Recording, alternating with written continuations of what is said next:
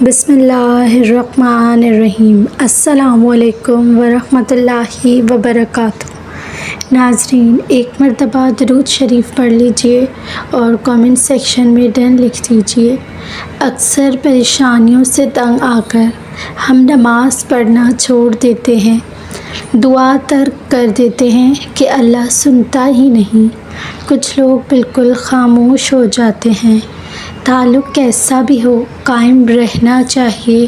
کسی سے پوچھا کہ کیا اللہ سے شکوہ شکایتیں جائز ہیں تو جواب دیا کہ ہاں کر لو، لیکن پھر کسی اور سے نہ کرنا۔ اللہ سے کہہ دیں جو کہنا ہے، جڑ کر رہیں، ٹوٹتی تو چیزیں ہیں اور آپ چیز نہیں مخلوق ہیں، اللہ کی عزیز ترین مخلوق۔ ایمان کو مضبوط کرنے کا واحد راستہ قرآن پر غور و فکر۔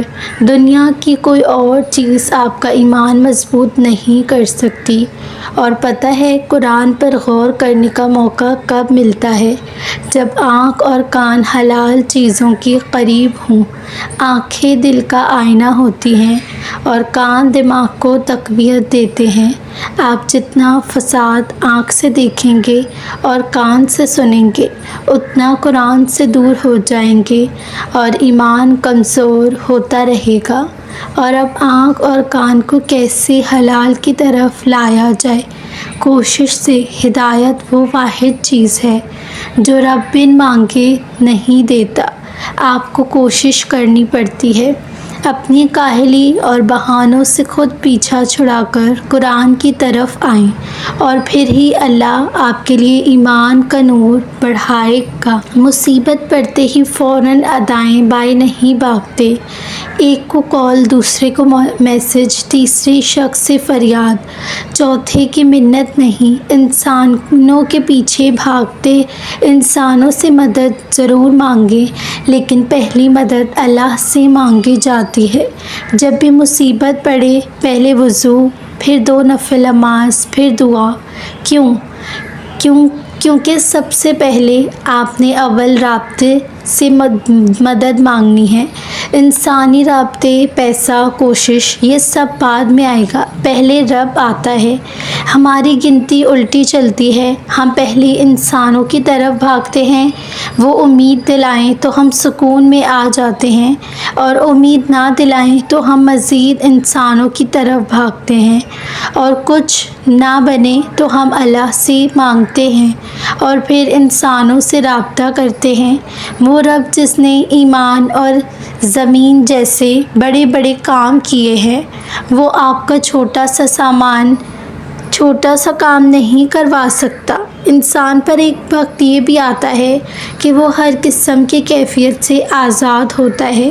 دل میں کوئی جذبہ نہیں ہوتا، دماغ میں کوئی سوال نہیں ہوتا اور آنکھوں میں کوئی انتظار بھی نہیں ہوتا۔ ایسی کیفیت ہر شخص پر آتی ہے جب دعا کے لیے ہاتھ تک اٹھائے نہیں جاتے، سوائے ایسے خانوں اور بے رنگ وقت میں اس کے آگے جھکا کرو۔ دعا بھی نہ مانگ پاؤ تو لمبے سجدے کر لیا کرو۔ تمہارے دل کے حال سے واقف ہے، کیا ہوا تم نے حالات سے تھک کر کچھ کہنے کے بھی قابل نہیں رہے، وہ تو تمہیں سن رہا ہے۔ ایسے وقت میں اس سے دوری اختیار نہ کرنا، بس وہی دن اور دل بدلنے پر قادر ہے۔ تھوڑا سا مشکل ہوتا ہے جب آپ اللہ کے رنگ میں رنگ رہے ہوتے ہیں، بہت پرانے رنگ اتر رہے ہوتے ہیں تو تھوڑی تکلیف ہوتی ہے، دل بھی رکھتا ہے، کچھ چیزیں برداشت نہیں کرنی پڑتی۔ اللہ کے لیے نفس کو مارنا پڑتا ہے، اللہ کے آگے رونا پڑتا ہے، اللہ کے آگے بکھرا ہوا وجود سمیٹنا پڑتا ہے، بار بار گر کر اٹھنا پڑتا ہے، پھر آہستہ آہستہ برف پگھلنے لگتی ہے، سارے منظر نکھرنے لگتے ہیں۔ اس دنیا میں اداس ہونے کے لیے کوئی چیز نہیں سوائے ان گناہوں کے جو جنت سے محروم کر دیے گئے ہوں۔ تم دعا کرتے ہو، گھٹنوں پر بیٹھ کر اللہ سے دعائیں کرتے ہو، باتیں کرتے ہو، سجدوں میں روتے ہو، اللہ سے کہتے ہو تمہیں وہ عطا کر دے جو تم چاہتے ہو، اپنے لیے خیر مانگتے ہو، مگر کبھی کبھی تمہیں تمہاری دعائیں قبول ہوتی نظر نہیں آتی۔ مگر ان لمحوں میں مایوس مت ہوا کرو، کیونکہ کچھ دعائیں وہ اپنے آپ پاس سنبھال کر رکھتا ہے، اور یہ ایسے لمحے ہوتے ہیں جب تمہیں اس پر یقین کرنے کی ضرورت ہوتی ہے، اس پر اعتماد ظاہر کرنے کا وقت ہوتا ہے نا کہ مایوسی وہ چاہے تو پل میں کن فرما دے اور چاہے تو صدیاں لگا دے۔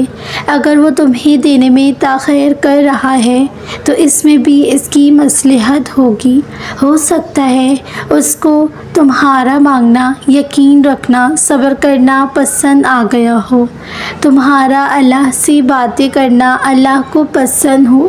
انسان ایسا ہے کہ جب اس کو اس کی من پسند چیز مل جاتی ہے تو وہ دینے والے کو بھول جاتا ہے، اور اللہ نہیں چاہتا کہ تم اس کو بھول جاؤ، اس لیے تم سے رابطے بحال کرنے کے لیے تاخیر کر رہا ہے۔ جنت کی پہلی صبح کے بارے میں کیا خیال ہے؟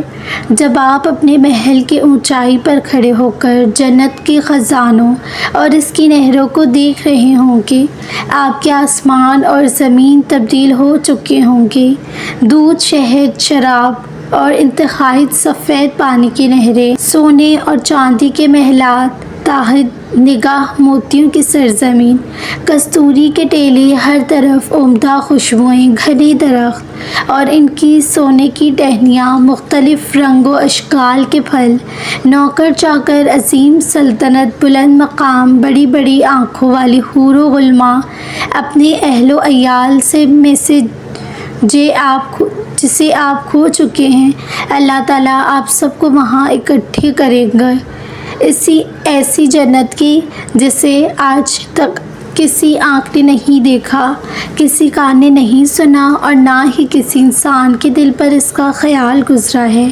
کیا یہ سب نعمتیں اس بات کی مستحق نہیں کہ دنیا کے فتنوں پر صبر کیا جائے اور اپنے نفس کو اطاعت پر آمادہ کرنے کے لیے اس کے ساتھ مجاہدہ کیا جائے اور گناہوں سے دور رہا جائے اور عمل میں اخلاص پیدا کیا جائے؟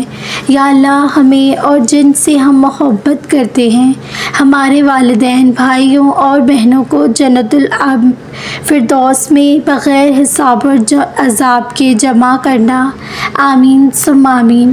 اور کبھی ایسی مایوس ہو جاتی ہوں کہ جیسے تمہاری دعائیں آسمان سے واپس لوٹا دی جائیں۔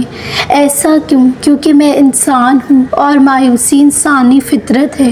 ہم سب یا مایوس ہوتے ہیں، اداس ہوتے ہیں، مگر اصل مسئلہ تب ہوتا ہے جب ہم اللہ کی رحمت سے مایوس ہو کر دعا کرنا ہی چھوڑ دیتے ہیں۔ میں دعا کرنا نہیں چھوڑتی، میری مایوسی کے لمحوں میں بھی کہیں نہ کہیں میری امید باقی ہوتی ہے۔ میں جانتی ہوں میں بے صبری ہوں، مگر وہ رب بہت مہربان ہے، وہ میری ہر دعا کو مکمل ضرور کرے گا۔ وہ آزما رہا ہے، ابھی وہ ہے کہ میری ہمت سے زیادہ مجھ پر بوجھ نہیں ڈالے گا، وہ میری ہمت ختم ہونے سے پہلے ہی مجھے نواز دے گا۔ بس جب یہ سوچتی ہوں نا کہ میرا وہ رب مجھ سے بہتر پیار کرتا ہے تو تب میری مایوسی پھر سے بھاگ جاتی ہے، اور ہر بار مایوسی کے بعد میرا اپنی دعاؤں کی قبولیت پر یقین اور بڑھ جاتا ہے۔ میں جب بھی تھک کر بیٹھ جاتی ہوں، نگاہ اوپر اٹھاتی ہوں، اللہ تعالیٰ راستہ بہت مشکل ہے، میں بہت کم ہمت ہوں، کہیں پھر پاس سے صدا ایک خوب آتی ہے کہ راہیں جنت کی کب بھلا آسان ہوتی ہیں۔ میں جب بھی کسی کو مضطرب اور تکلیف میں دیکھتی ہوں تو میرا دل کرتا ہے کہ اس سے کہوں کہ میں بے چینی کے آخری درجے پہ تھی جب کوئی بھی مجھے سمجھانے والا نہ تھا۔ پھر میں نے کلام الہی کو تھاما، میرا دل کرتا ہے میں خاموشی سے اس کو قرآن دوں اور کہوں اس کو اپنے ذہن کے مطابق پڑھ کر سیکھو، اس میں سے اپنے لیے وقت نکالو، اپنی استطاعت کے مطابق۔ میں چاہتی ہوں کہ میں سب کچھ سمجھا سکوں کہ اللہ کے ساتھ تعلق کہاں ہے، میں چاہتی ہوں کہ میں سب کو سمجھا سکوں کہ اللہ کے ساتھ تعلق کہاں لے آتا ہے۔ میرے پاس الفاظ نہیں، الفاظ مجھے ملتے ہی نہیں قرآن کی روشنی کے، اللہ کی ہم نعمتوں کے۔ جب لوگ کہتے ہیں نا کہ ہم بہت اکیلے ہو گئے ہیں، وہ یہ نہیں سمجھتے کہ وہ اکیلے نہیں ہیں، ان کے ساتھ ایسا مضبوط سہارا ہے جو کبھی اپنے بندے کو اکیلا نہیں چھوڑتا۔ یقین جانیں کچھ لوگ اللہ کو پا کر بھی نہیں پاتے۔ ناظرین، امید کرتی ہوں آپ کو آج کی ویڈیو اچھی لگی ہوگی۔ اگر اچھی لگی ہے تو میرے چینل کو ضرور سبسکرائب کیجیے تاکہ میری ہر نئی آنے والی ویڈیو کا نوٹیفیکیشن آپ کو ضرور ملے۔ جزاک اللہ خیرن۔